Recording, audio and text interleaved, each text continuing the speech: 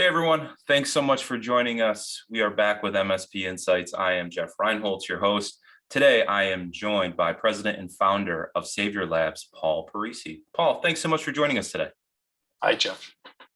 Paul, so you and I had an opportunity to catch up probably a week ago, and I really started to fall in love with the story that you talked about in your business, where you really focus your business around a really unique set of clients.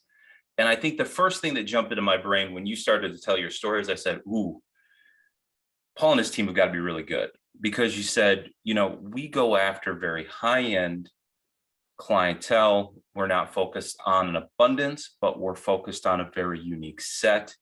And to me, that automatically just said, skills got to be high. Paul, I'd love for you to share a little bit about why you approach that business, right? And what are some of the unique challenges you see working with those types of clients today? Okay, there's a lot there to unpack. There is. The first of all, thanks for having me. It's wonderful. We're Datto partners. We use most of your technologies, and we've done our due diligence, and we find it to sort of be the best tool in the toolbox. Or go to Home Depot. What's the best tool? And we've really agreed on Datto. And there are things that are constantly improving and making it easier to do our jobs. And the reason I started out with that wasn't just because I'm on a Datto call here or a video. It was really because your tools are what make and break you. There's two aspects, I think, to success in any business. And one is exceeding expectations of your clients and making systems that allow your people to deliver that exceeding of expectations. And so most of the stress or trauma that we have in life is because our expectations haven't been met. You go to a fast food place, and if you get a warm food, you've won. That met my expectations. And it might not be the best in the world, but hey, it's feeding me. It may even nourish me. But you go to a 4-star restaurant, you have completely different expectations. And if they came with a McDonald's hamburger out to you, you would say, this is not meeting my expectations. And, so I think it's key. And that's one of the things I've sort of learned throughout my career is you need to manage expectations well. And so that means you need to understand the expectations. You need to communicate with the customer and hear what they're saying and hear what they're not saying. So it's very subtle. And I think most people nowadays still view technology as a necessary evil. And it's not a capital evil or a significant thing, but it's just an unplanned for expense. Most of the people out there don't realize that the differentiator for the 2010s, 2020s, that this whole period, this 20-year period, is going to be those that did embrace technology and those that didn't. And I think the ones that didn't will go the way of the dinosaur. It's just moving so rapidly. And so they haven't built into their business model the cost or the return on investment for technology. So having said all that, how do you find those customers? That's the biggest challenge, is getting people that are they're right now, they're so marginalized, and COVID came along and just rocked their world. And so what we've seen is the businesses that have a plan, everybody has a plan until you're punched in the face, Mike Tyson's famous Mike Tyson's quote. Yeah. And so, what are you going to do with that? And so COVID to businesses was a punch in the face. And so we've seen the customers that are savvy business owners invest and go towards, wait a minute, I need to have the best or really, really good. And delivering that is actually not as difficult as one thinks. You don't have to have rocket scientists. You need a couple, and they need to build systems that allow non-rocket scientists to deliver the technology solutions and manage those. And that's why stuff like Datto, PSA, and RMM are so critical. We live and die by that product.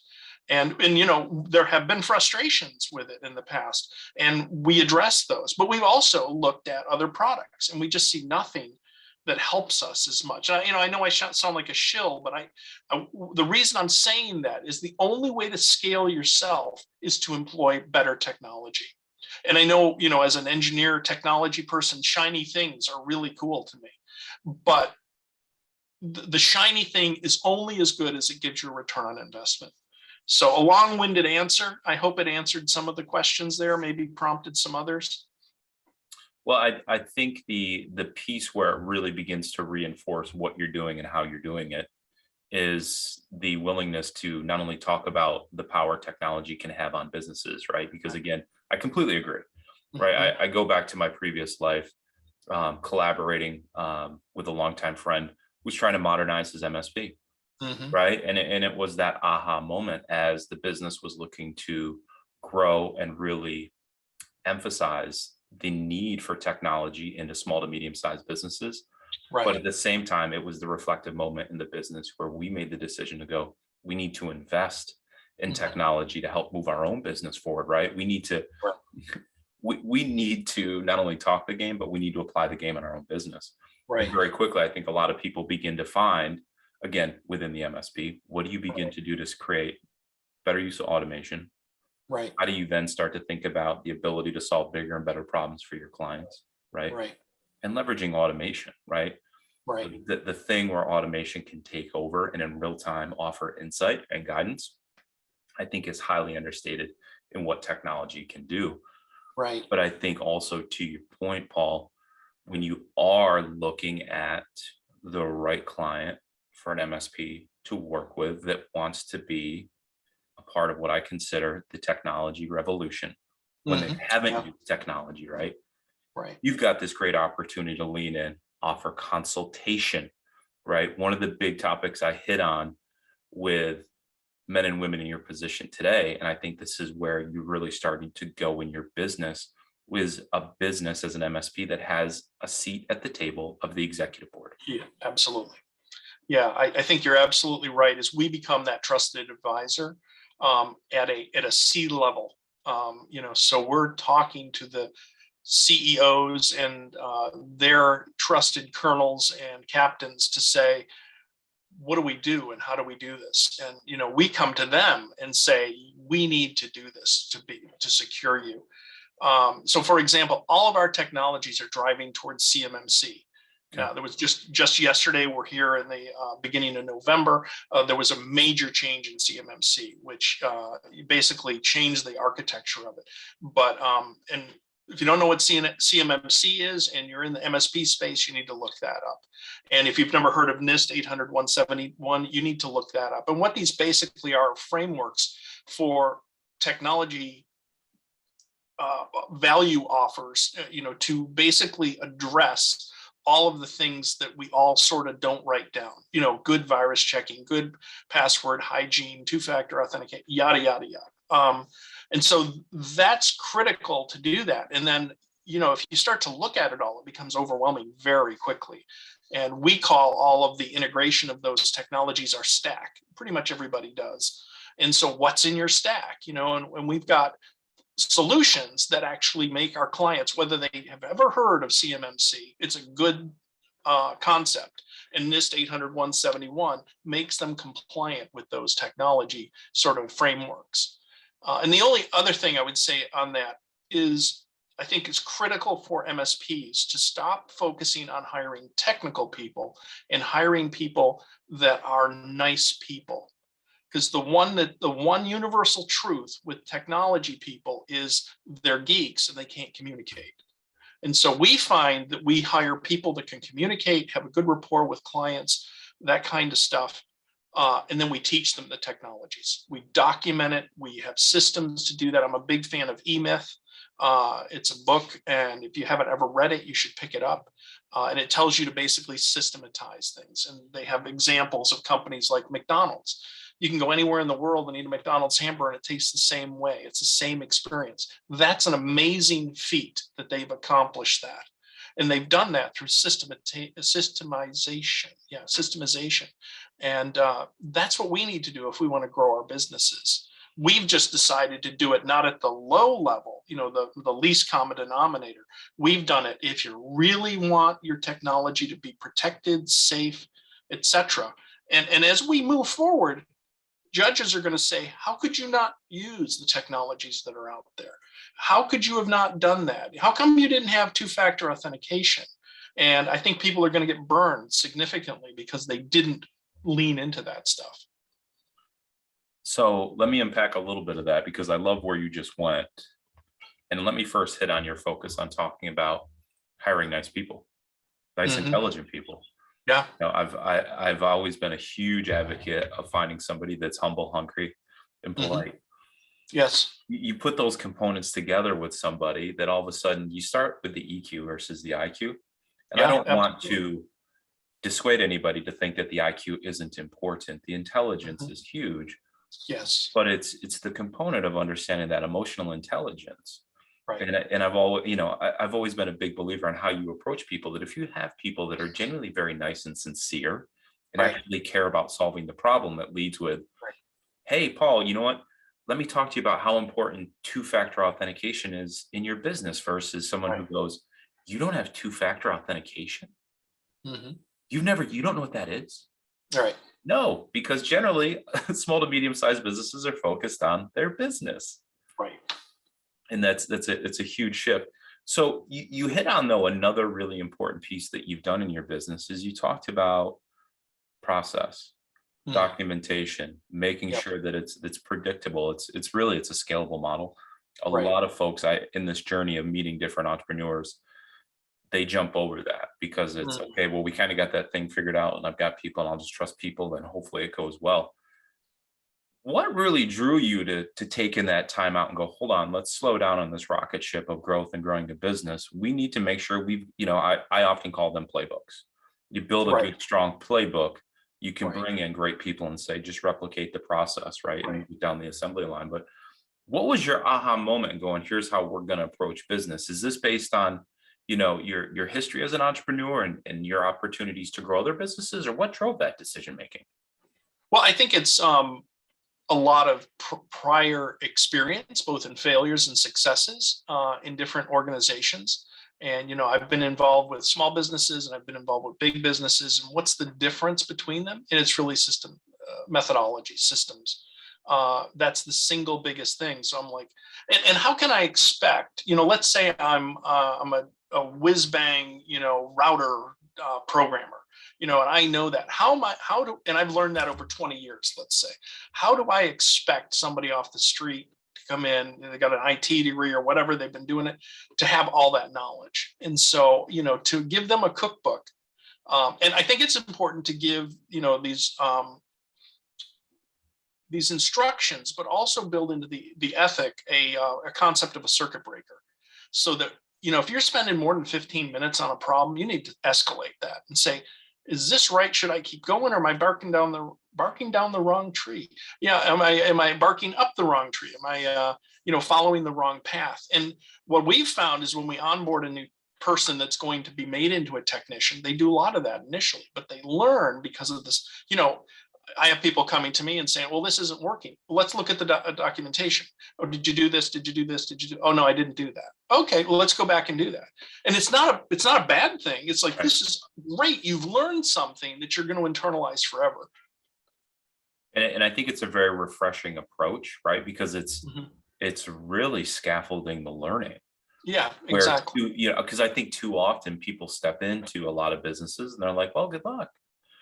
And the person's going, well, what can I do for documented processes or procedures, or where can I go back to? I think we all live in a world where we have this wonderful safety net today called wikis and Googles, right? Right. Where we can get access to information. My kids think it's hilarious that once upon a time I had to go to a library and a card catalog, right, to find information and do research. So they're like, you didn't have Google, Dad? No, we didn't have Google. We didn't have Wikipedia. But having that information readily accessible to your employees that align to what you're trying to do for your business, I think is so super critical.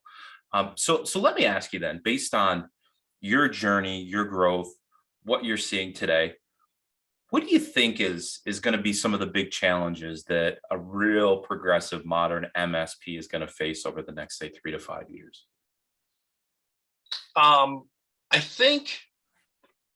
I think this is across the MSP world, and not necessarily just to progressive MSPs, is going to be the come to, like, wait a minute, it's 2021, where are the flying cars? Yeah.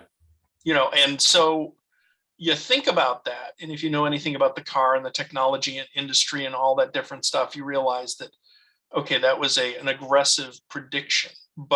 And so what you have is the assumption of business owners that technology should just work. And we're decades away from that, maybe 2 decades, it might be 1 decade, but we're just at the beginning of this revolution, and if you look at the way that the industrial revolution has run its course, the technology revolution is also running that same course. So, if you bought a fleet of trucks in the 30s or 40s, you would, oh my gosh, I guess we got to change the rail. I guess we got to do. They didn't understand that. A business owner didn't understand. They learned it quickly because they could see the value of having a fleet of trucks. Having a fleet of technology is much less perceptible. You can't perceive it as clearly. I have a guy who just called me, and they typically call for break fix. We don't do any break fix, but I've helped him out over the years. And he said, I have this blade server and it won't boot.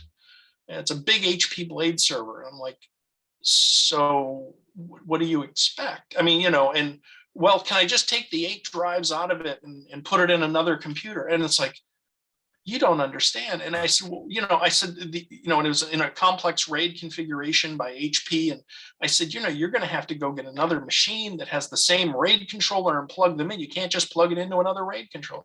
And, he's understanding half of what I'm saying. But then I said, the only way to really recover from a RAID failure is to restore from a backup. You got a backup? Well, about a month ago. And I said, well, what's on here that you need? In my QuickBooks file. And I said, Joe, I don't know that it's going to be worth it to recover those drives, even for a month worth of work. Yep. And so I say that not to have all these technical mumbo jumbo there, but you have a business owner who doesn't understand or doesn't take the time to understand it. I'll just give you a little anecdote. We had a customer, very forward-thinking, or a prospect, very forward-thinking attorney, doing really cool stuff for IT, for technology firms, great stuff. Named clients, wonderful. And we met at something. He says, I can't get any MSPs to return my calls and answer us. And everybody that comes in says, oh, okay, yep. Oh, what you need is our package number 3. And she's like, but you haven't even listened to what I told you I need. You're just telling me, you're selling me what you have. And so one of the initial questions was, well, what would you suggest, Paul? And I said, I have no idea. Depends on what you need. And that pretty much sealed the deal there. So we went in with 3 options. One where you choose all the parts you want. And again, that's hard for somebody without a technology background. Is why should I choose MDR? Why should I choose log monitoring? I don't know. And then we had a medium level that basically came with a set of technologies, and we charged hourly for work. And then we had our gold standard, $299 a month, includes everything, all you can eat. Very good technology. She said, we are never going to spend $299 a month. It's just not in our budget. It's just never going to happen. Okay, we have this one that's $199, and then you can choose. I said, that's fine. Choose what you want. And she went down the list. What's this? And I explained it to her. Well, we need that. What's this? Oh, we need that. So it took the owner investing the time to understand the values by each line item. And then she came back it took about 2 months to go through this stressful thing for her. And she sold herself. And she says, I can't believe I'm saying this, but we need gold. And they've been delighted with the level of service and the setting and managing of expectations by nice people. So we've got this big infrastructure behind them that allows us to take nice people, and they can manage the expectations and deliver solutions on the fly. You've hit on a very big point, and I'm glad you just went there with what you just shared. Mm-hmm. Is I feel as though more and more of the industry, they think they're doing people a favor of doing the what I would consider good, better, best option and just putting a menu out to people without hitting on a really big point you just went to. And I've always said I've always been successful in business by doing one thing. First, seek to understand. Taking the time to just let somebody go through the thought process and then educate. And it could clearly show how you went through the process with somebody, right? Where they could ask good questions. You could align it as to what it meant to the business and then let them make the decision to go, do I need this? Yes or no? Versus what I would consider the pitch man, where, you should just get, go with better, right? It's good is kind of entry and best may be a little over the top, but let's start you with good. Well, why? That's just a good place for people to get started. Have you asked any questions? No, haven't asked any questions. Haven't found out what you needed, but we'll just put you middle road. So I, from my end, I love your approach. I love how you personalize the experience and let the prospect make the educated decision as to what best fits for their business. And I think to your point, you went all the way up the food chain, because I will say again on that, I love to simplify the process on a good, better, best, but it also needs to start with education, right? An educated consumer is a happy consumer. And that always goes back to, I think, what you hit on earlier is hiring nice people. Nice people build relationships, right? Relationships build into lifetime clients, where if something isn't working right, they call you and go, hey, Paul, can we talk through this and figure out the right way to go about it? Versus the person that sees you as a vendor going, I'm irate, this is incorrect, fix it now or else, right? It's not a partnership. I think it starts with people that are likable. Yeah, I think there's a lot there. First of all, the whole concept of getting that attention in attention of the C-level executive. They're busy. They don't understand technology, so they don't understand they need to spend time to understand it. And they have to invest that. It's very costly for them to put their heads around it. And then they find out, oh my gosh, it's really expensive. So you got this double whammy. And so I think that the style of MSP that we are is we're a little bit early to the game, because I mean, even with all of this ransomware and all this stuff, people are just putting their heads under the table and saying, I just hope it doesn't happen to me. And they're not taking the next step of saying, wait a minute, how do I really deal with this? The savvy ones are, but the other ones who are just, crazy busy, they're like, oh my gosh, I got to deal with this. The heat doesn't work. The roof is leaking, they're saying, and you want me to talk about technology that I don't understand? That's a really hard thing. So I think there's these two forces. You've got the people who are just selling things, and the business owner feels good because, well, I bought something, I'm protected now. And that's why we have a real struggle to sell a low-end package, because you sell somebody Webroot and they think that they've got anti-malware, whatever they think, and Webroot will do a good job up until a certain point. But there's reasons why people buy an advanced MDR, and those are real reasons. And for somebody to say, well, Webroot is good enough, or whatever, Microsoft Defender, it is. And so when they get compromised, they're going to have a great awakening. And I'm like, oh my gosh, what have I done? And, a judge is going to be sitting there and saying, they're going to say to the MSPs is, how could you just put in Webroot and not cover this, this, and this?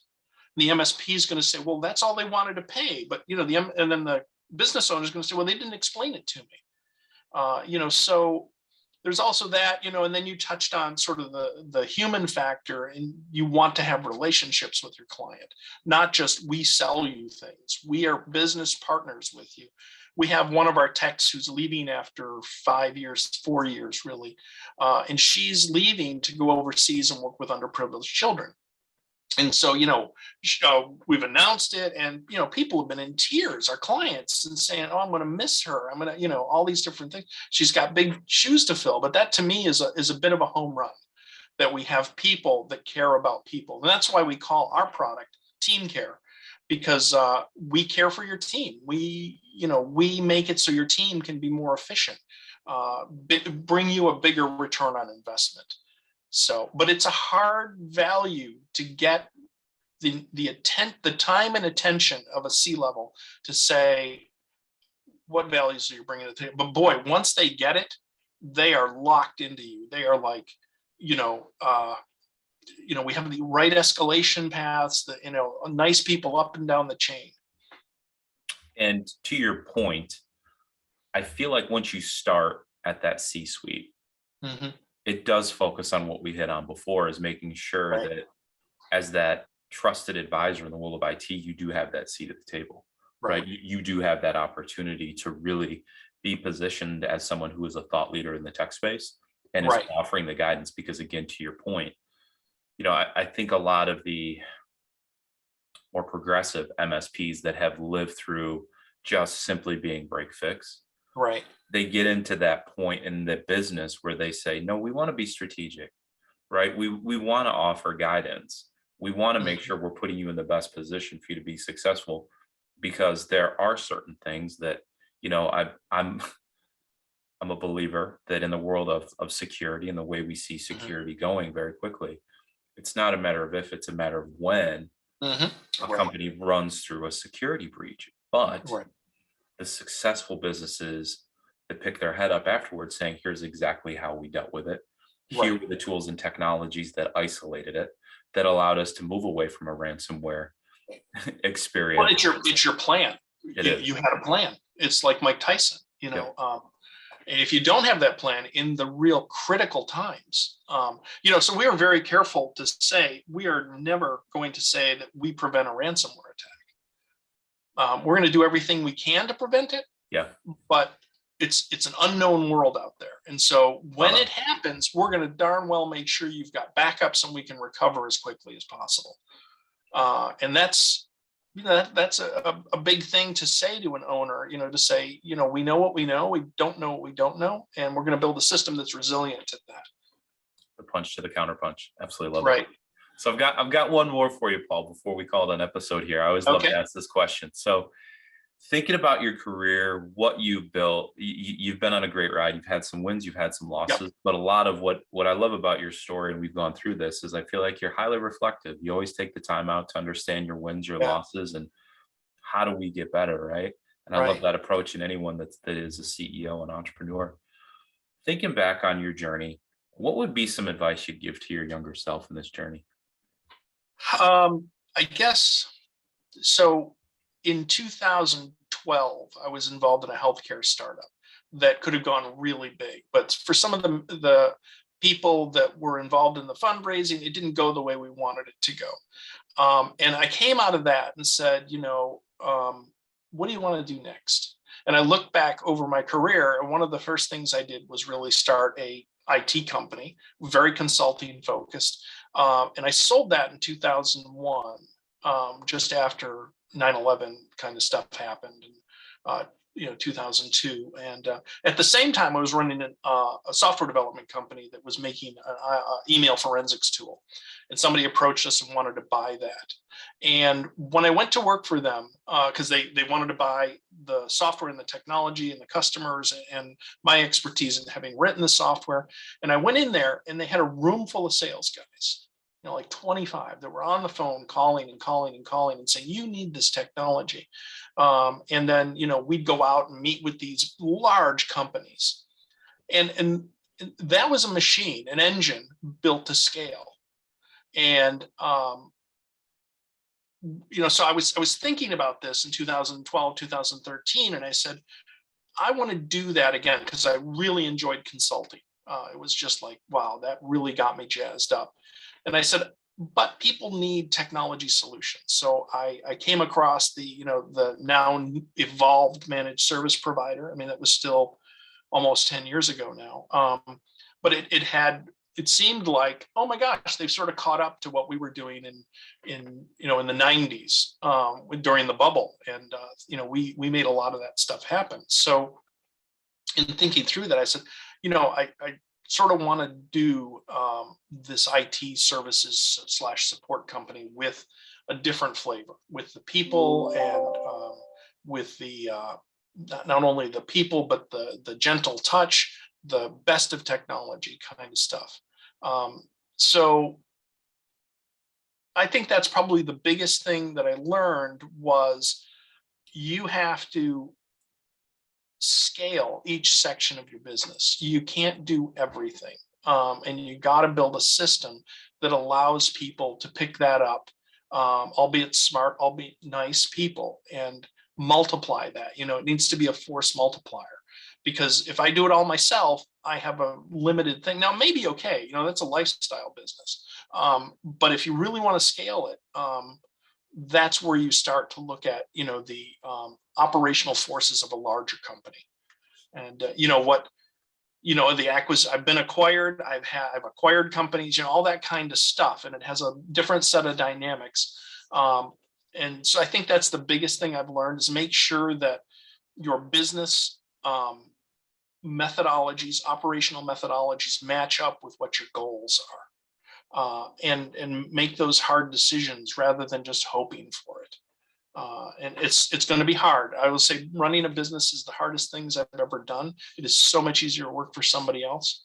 And so it's something that you have to get up every Monday realizing you're unemployed and get yourself out of bed and go do it. When you have a team behind you and things like that, it makes it a lot easier, but it's still not easy, if you will. It's great advice. I think at the end of the day, you really put a bow on the importance of people and process. Right. Well, here, I have a little bit of a rant. One thing that occurred is when we started SaviorLabs, we were out, and this is in 2013. So it was, MSPs were just sort of emerging, and I saw MSP, managed services provider. Okay, that's what people are calling it. The IT people are calling it. The business owners don't necessarily know what that is. And we started to offer holistic solutions. And then this thing called MSSP, and they amazingly cut off this huge big slice of things, security, and separated it into a different buy bucket. So now what the world is hoping is that you buy your managed services, and then you've got to buy something separate. Like, I can buy the car, but in order to make it run, I need to have tires. And they've done a masterful thing with that, but it's a bit of a rant because it's absurd. We were always delivering solutions that had security baked in. And why wouldn't you do that? You need tires. And so, if I would change one thing about the MSP world, I would change it to MTP, which would be Managed Technology Provider. And that's what we do. We manage all the technologies that a company has. We have a manufacturing company that has furnaces. We help manage those. And so there's no area where they're looking at it and saying, oh, no, you don't do that. And when we do have customers that do that, we just have a customer that bought a VoIP phone system. It's like, why didn't you call us about that? Oh, you do that? And I'm like, duh. I mean, so that's my rant for this episode. I have others, but that's one thing is, well, see, because I'm looking at your background and I see MSP, and that's your stock ticker. So I'm like, I again, it doesn't, I think MTP, Managed Technology Provider, fits much better for what we're trying to do. It's fascinating you went that direction, because really when you say it, it makes so much sense. I mean, it really does. It makes so much sense what thoughtful leaders are doing in tech today. They really are the managed technology provider. Right. Great insight. And I appreciate the rant. Absolutely love it. So Paul, thanks so much for joining us on this episode of MSP Insights. There's a lot of great information here, but thank you for sharing, and we hope to have you back. Thanks so much, Paul. Excellent. Okay. Thank you, Jeff.